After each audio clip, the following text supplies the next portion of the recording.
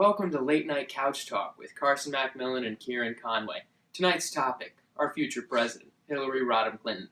Truly the most truthful, honest, and dependable president out there. Hell yes. Hilary Clinton was born October 26, 1947, in a small, suburban, rich neighborhood outside of Chicago. She has been fighting for democratic values since the ripe age of 26 when she left the Republican Party. Hilary Clinton has changed, obviously, as every other Democratic politician has. Now, Hilary Clinton has served 2 terms for the 32nd District of New York as a senator and as Secretary of State of the great nation of the United States of America. Now, as to why you should vote for this wonderful woman, Ciaran? Evening, fellow patriots. Tonight, we're going to talk to you about how we're going to get Hilary Clinton into the White House. We must eliminate all these conspiracy theories by these right-wing sexists about Benghazi and corruption and lies. First stop, Benghazi, the fake country the Republicans made up of Libya to frame Hillary in condemning 4 Americans to death. For years, Hilary Clinton and President Obama have blamed the deaths of 4 Americans in Benghazi on a YouTube video that incited out-of-control protesters. Inspired protests. Then where'd the false narrative start? Started with you, Madam Secretary. But what troubles me more is I think you knew the truth. Within 24 hours, you had a conversation with the Egyptian Prime Minister. You told him this: we know the attack in Libya had nothing to do with the film. It was a planned attack, not a protest. Let me read that one more time. We know, not we think, not it might be, we know the attack in Libya had nothing to do with the film. It was a planned attack, not a protest. State Department experts knew the truth. You knew the truth. But that's not what the American people got. So what, folks, if Hillary condemned 4 American lives to death? There's 350 million more where that came from. Even her husband, Bill Clinton, went as far to say that Hillary suffered 10 times more than the actual soldiers and Americans dying over in Libya.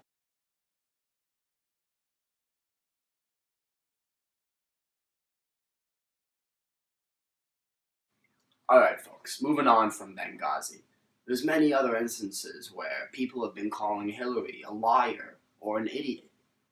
While Hillary was making a trip in 2008 to Bosnia, she recalls landing at the airport and has been quoted saying this: "I remember landing under sniper fire. There was supposed to be some kind of greeting ceremony at the airport, but instead we just ran with our heads down to get to the vehicles to get to our base." In Bosnia in 1996. I remember landing under sniper fire. There was supposed to be some kind of a greeting ceremony at the airport, but instead we just ran with our heads down to get into the vehicles to get to our base. But those of us on that trip recall it differently. Instead of running for cover, Clinton was greeted by a schoolgirl who read her a poem of welcome. Accompanying the First Lady, Chelsea Clinton, singer Sheryl Crow, and comedian Sinbad to entertain the troops.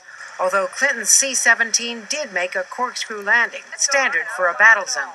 Alright, America. So what if there wasn't any sniper fire? Just because you don't see any sniper fire doesn't mean that there wasn't any. Hasn't the media always been controlled by right-wing conspiracists anyway with their guns and their Bibles? Hillary had a traumatic experience exiting her plane, and now the Republicans are trying to tell us that she did not have that traumatic experience, even though she in fact did not have that traumatic experience. I'd like to return to my colleague and co-host, Carson to talk about Hillary's time in the White House. Carson? Thank you, Ciaran. I'd like to talk to you about Hillary's morals. At the center of her morals, she would never steal, and never has in the past. Doesn't have a huge name ID. Look, Hillary Clinton stole furniture from the White House when she left the White House. You want to start talking about people have done... She actually did that. She had to return it.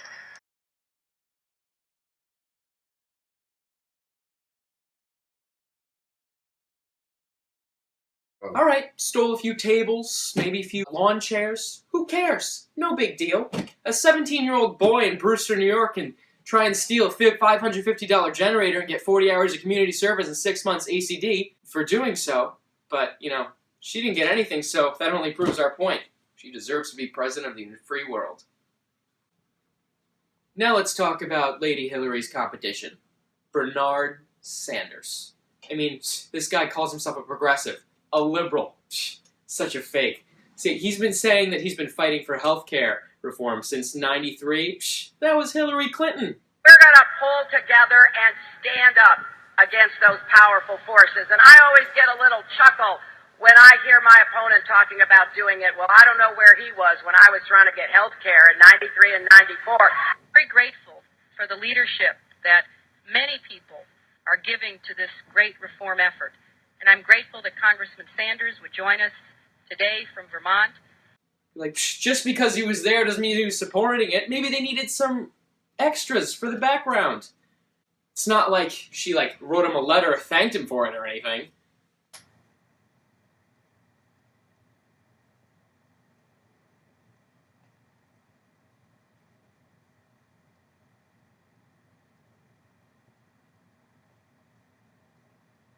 Alright, that letter was forged. There's no other explanation for that. Now to talk about her very consistent beliefs. Ciaran? Thank you, Carson. Alright, fellow patriots, I want to talk to you about how Hillary has never, ever changed her stances on her core beliefs for these following subjects. Hillary has always been a long-standing supporter of marriage equality. The New York Times recently began posting the celebrations of gay unions. Not just straight people getting married, but gay people who want to announce their unions. Do you think New York State should recognize gay marriage? No. No. Okay. Alright, so she has 3 years under her belt. How many years does Bernie Sanders have supporting marriage equality under his belt?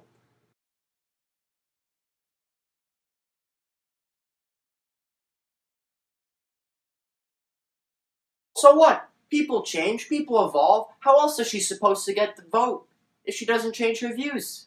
Alright, folks. So what if she's been a little edgy on her position on marriage equality? At least she's been strong on her immigration policies. Democrats believe you change your positions based on political expediency. You were against same-sex marriage, now you're for it. You defended President Obama's immigration policies, now you say they're too harsh. Will you say anything to get elected?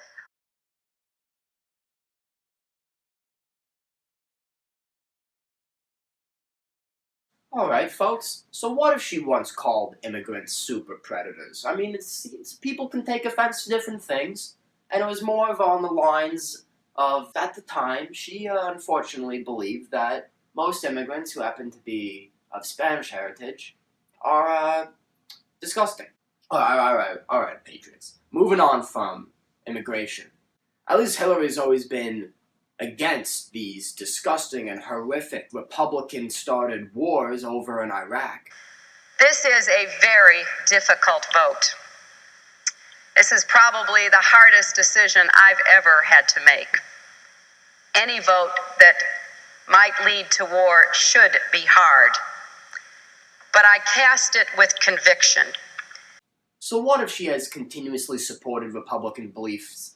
Doesn't matter. She has the ability to change for people's votes. Folks, the American people need a president who is unbought, has not been compounded to any special interests. The billions of dollars she received from Wall Street and Saudi Arabia are nothing more than just kindly donations saying thank you for all the work that she has done in support of these two.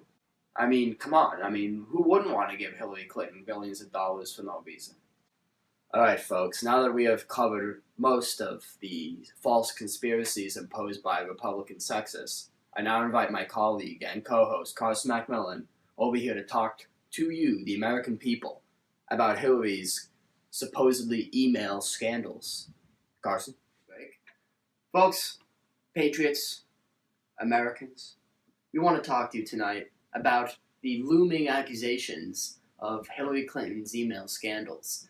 People like the FBI have been accusing Hillary of deleting thousands of classified emails and also not keeping her emails on a safe government network. What is your stance about this, Carson? Well, I'd like to first of all squash any notion that the Gmail servers aren't safe. I mean, who's going to guess Hillary's password? Obviously no one, because it's Trump 2016. Also, additionally, for this nonsense, any Republican or any idiot who tries to hide his emails are going to hide it in the living room. She was so smart, such an intelligent, visionary woman, to put the email servers in a bathroom closet. Who's going to look in a bathroom closet? I rest my case. Very interesting, very interesting. So also, what is your take on Hillary's possible investigation by the FBI? You think that they're actually going to do anything about it? Does she deserve to go to jail for breaking the law? She didn't break the law. I mean, she just... Well, I mean, what is law? What is law, folks? I mean, that's the real question here. Clearly, the FBI is just created by a bunch of Republican cronies who want to indict her. I mean, what even is the FBI? The Federal Bureau of Investigation. The Federal Bureau of Investigation investigates. They don't indict anyone or charge anyone. This is fake. The FBI is fake. I rest my case. Again. Thank you very much for your input on the email supposed scandals of Hillary Rodham Clinton.